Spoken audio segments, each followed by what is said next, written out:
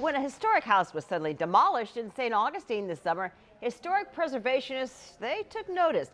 And some new state laws have some groups concerned that history could be on the line.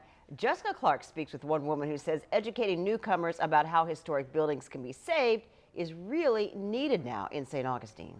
Other reasons.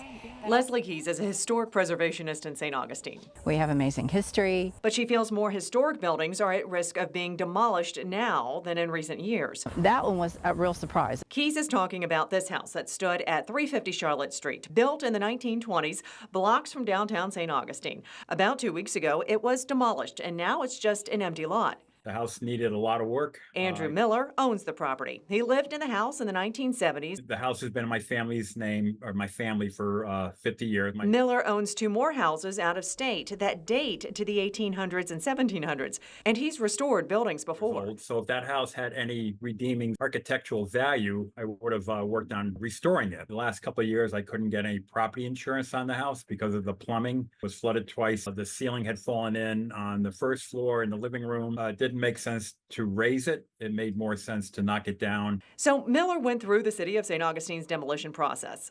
January of 22, the state legislators stated that if your house was below the 9-foot elevation, then you didn't need to go to HARB.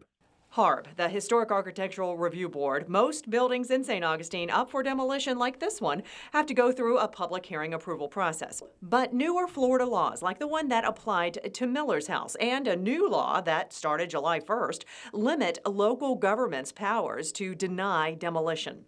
That worries history groups and preservationists like Keys, which say more older buildings are at risk of being torn down instead of being restored. But there are just so many opportunities. There's no reason to be demolishing buildings. Now, it's just because something is old doesn't mean it's historic, you know. And if it doesn't have any architectural detail or features, that's, something to consider. Keys says more education is needed. She says there are tax breaks for restoration jobs as well as government funds to elevate homes out of flood levels. As for Miller, he says his house needed more than a literal lift off the ground. It appears he had the state law on his site to demolish the house, and he plans to build a house that will suit his family mobility issues on that same lot.